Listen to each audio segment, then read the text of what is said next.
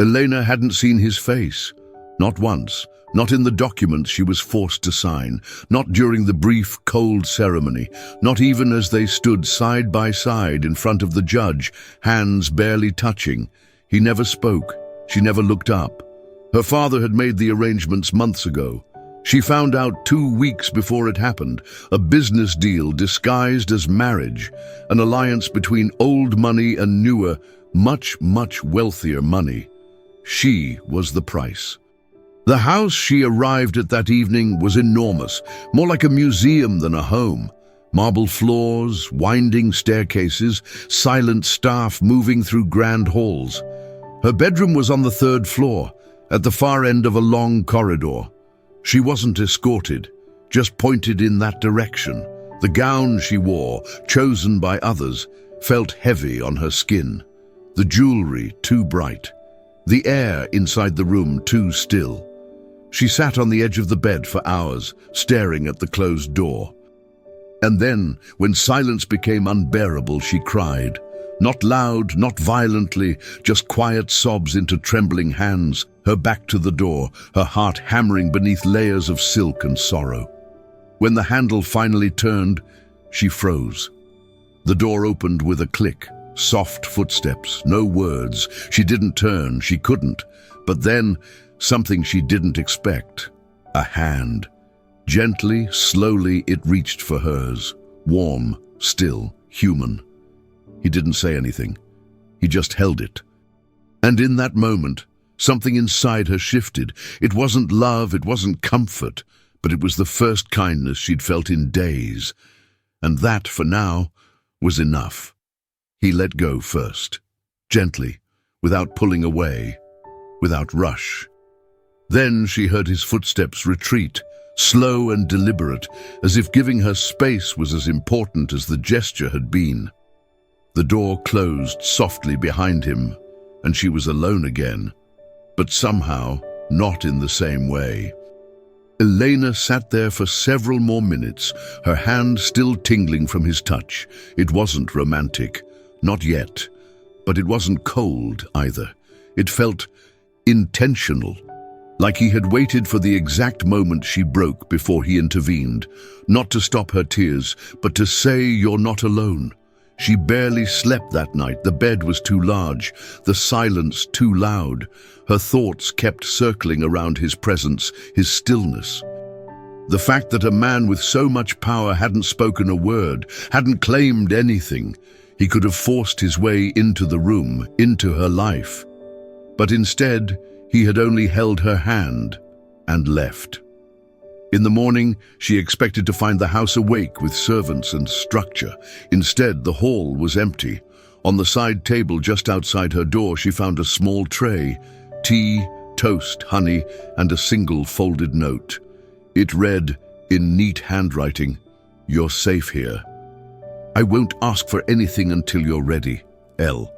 She stared at the letter, L. His name was Leon, the first thing she learned about her husband, not from her father, not from a lawyer, but from a note as simple and careful as the man who had left it.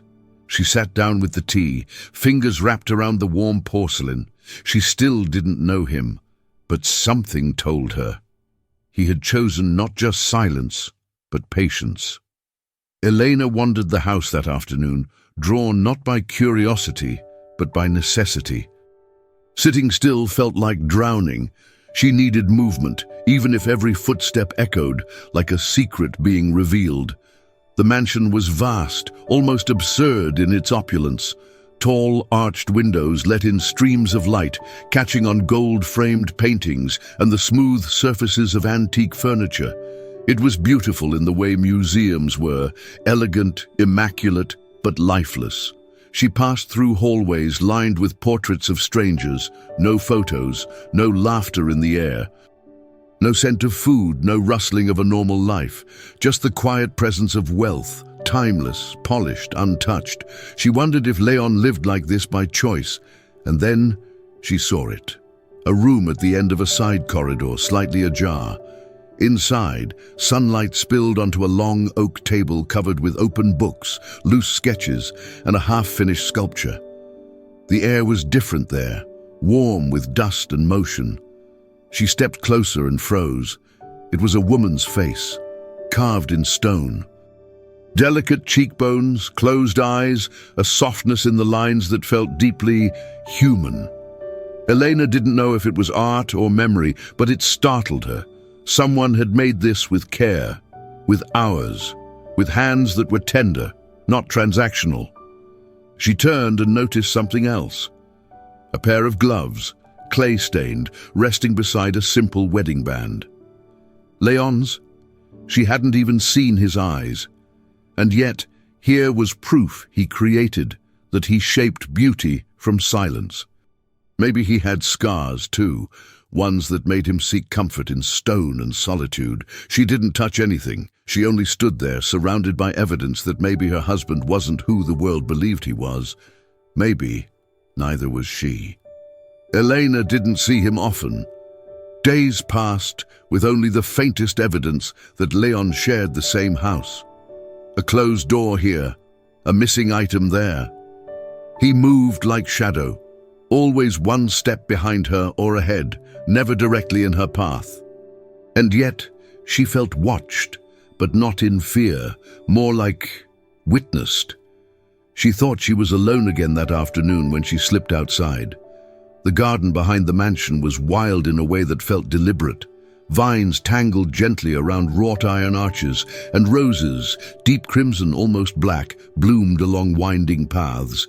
It didn't feel manicured. It felt kept.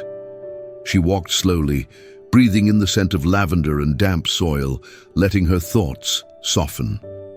Then she heard the faint scrape of metal, the subtle rustle of movement. There, by the koi pond, was a man in rolled-up sleeves and worn boots, kneeling in the dirt. His back was to her. He worked with precision, planting something carefully along the edge of a flower bed. She knew it was him. No one else moved like that here, with calm intention, not performance. She didn't speak. But when he finished, Leon stood, dusted his hands on his trousers, and turned toward her with the smallest nod of acknowledgement. It was the first time she saw his face. Not the billionaire from newspapers, not the heir of empires, just a man with tired eyes, lines of solitude, and a presence that filled the space without trying to dominate it. He didn't smile. He didn't need to. In that silent exchange, something passed between them. An understanding, not of love, not yet, but of two people, equally out of place in their own stories, pausing just long enough to be real. That evening, for the first time since the wedding, Elena was invited to dinner. Not commanded, not expected. Just a small envelope slid under her door with a simple message. If you're willing, the dining room at 7. L. She considered ignoring it. Part of her still flinched at the idea of pretending, but curiosity outweighed fear now. He hadn't forced her into anything, not even presence. And that mattered. When she entered the grand dining room, it was dimly lit by wall sconces and a flickering fireplace. The long table, set for two, looked out of place in the vast space. Too much room between them, too much history unsaid. Leon stood when she entered. He was in a dark shirt, sleeves unbuttoned, collar relaxed. No jewelry, no watch, just the same quiet presence she'd glimpsed in the garden. He gestured to the chair across from him. No words, no pressure. They sat. The food was warm, simple, vegetable stew, fresh bread, a bottle of red wine untouched between them. She took small bites, watching him from the corner of her eye. He didn't speak until her plate was nearly empty. "You didn't have to come," he said, voice low, measured. "I know," she replied. It was the only exchange of the night. And yet, something shifted. There was no interrogation, no attempt to define the marriage, no hint of ownership, just silence filled with shared presence. For Elena, it was disarming.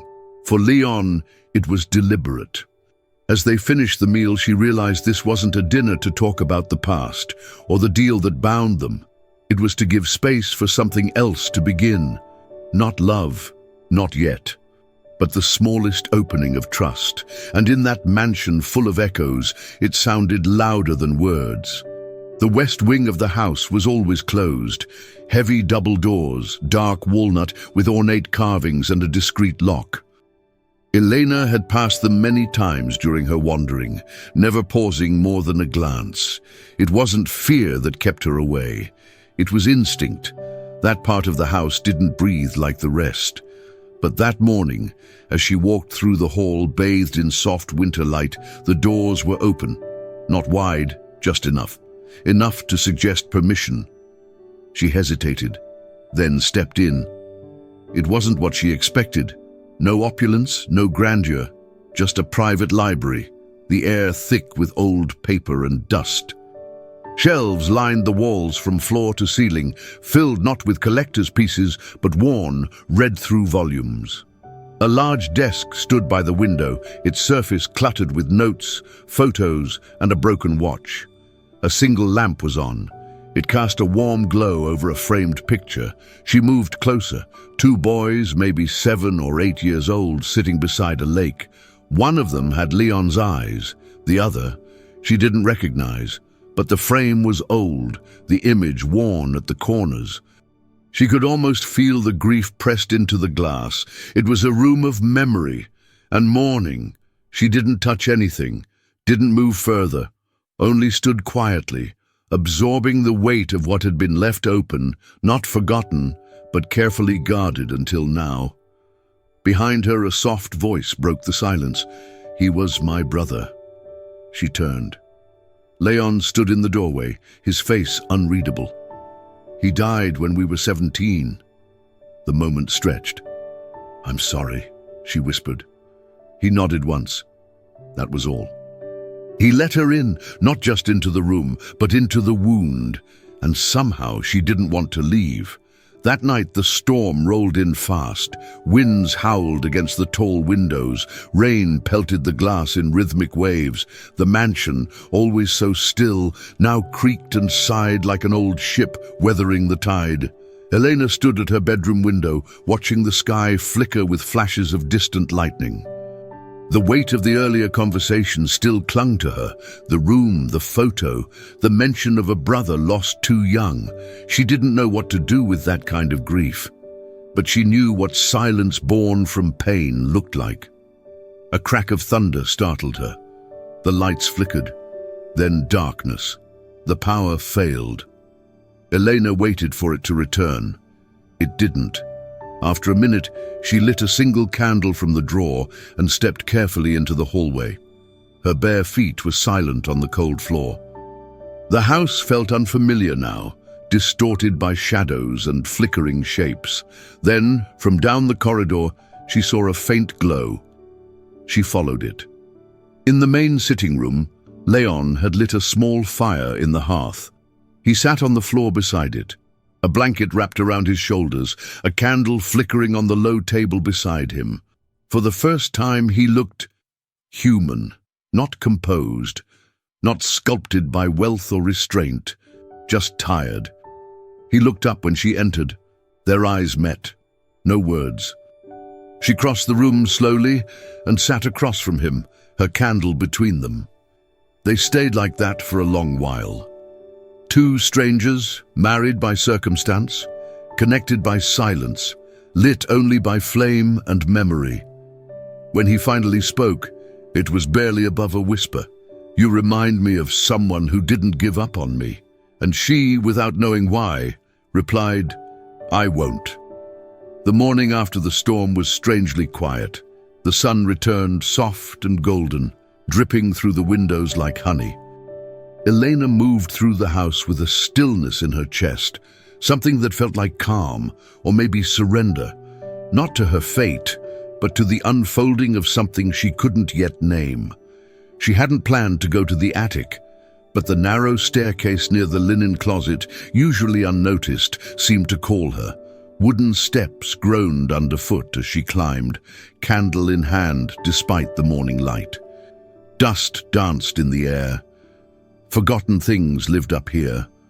Trunks, boxes, memories. She opened one carefully and found old letters. Another held photo albums, edges curled, images frozen in time. Young Leon, his parents, the brother again, always beside him, and then tucked into a cedar-lined wardrobe, she found it. A dress, simple, handmade, decades old.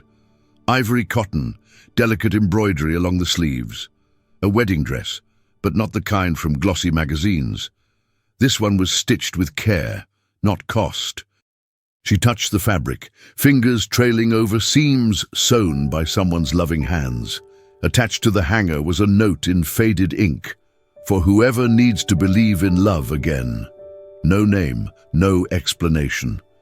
She sat on the floor beside the dress and stared at it for a long time.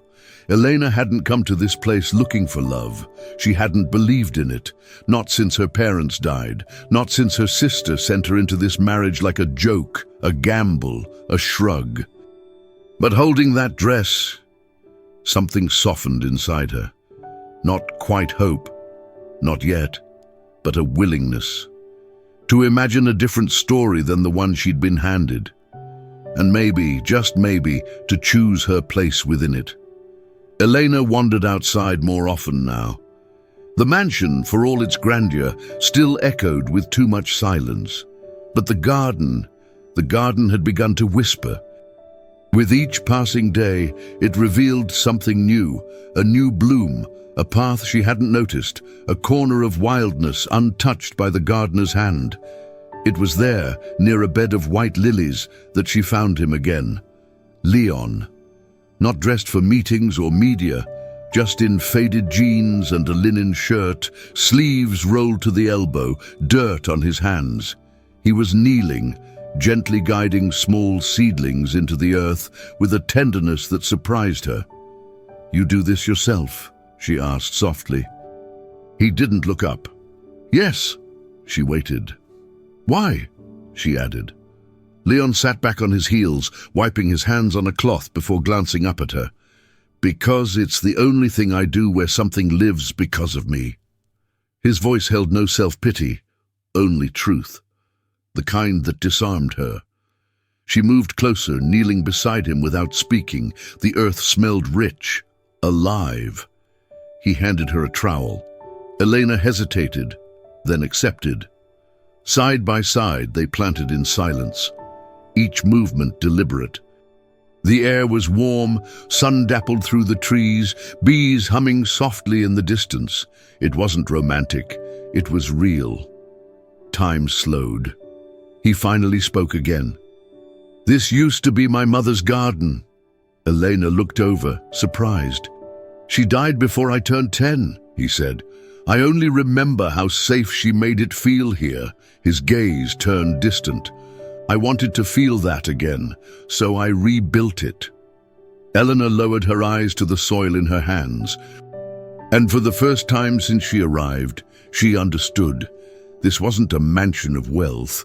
It was a house of ghosts longing for peace. The rain returned quietly the next day, soft and persistent, tapping on the windows like an old memory asking to be let in. Elena stayed inside. She wasn't hiding anymore, but she wasn't ready to ask questions either. Instead, she wandered. Not aimlessly, but with a growing sense that this house, this strange, cold, beautiful house, was guiding her towards something. That's when she found the desk in the second-floor study. It was smaller than the others she'd seen, less formal. A drawer stuck halfway open as if forgotten mid-thought. She pulled it gently. Inside was a stack of unopened envelopes, all addressed to Leon, all dated from years ago. She didn't touch them, but beside them, folded neatly, was a single sheet of parchment. No envelope, no seal. It was a letter, written in a woman's hand, curved, precise, and lined with emotion that bled through every sentence. "Elena, if you're reading this, it means the house let you stay. And that means he let you stay.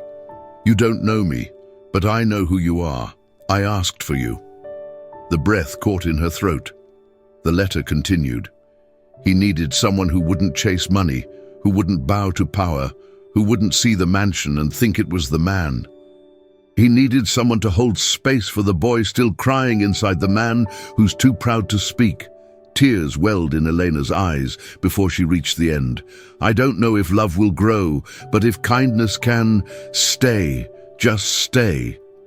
There was no signature, only a pressed lily inside the fold, and Elena understood this was written by someone long gone, but her presence still lived in these walls, in Leon, in hope, in her. Elena didn't sleep that night. The letter sat on her bedside table, the pressed lily beside it, fragile yet undefeated. She read it 3 times, not to analyze, but to feel. Each word was like a candle in the dark, lighting corners of her that had remained cold for too long. She thought of the girl she had been when she arrived, suspicious, wounded, wearing sarcasm like armor. And now, she didn't know who she was becoming, only that something inside her had shifted. Not because Leon saved her, but because for the first time in years, she had allowed herself to simply be seen. The next morning, she walked into the dining room where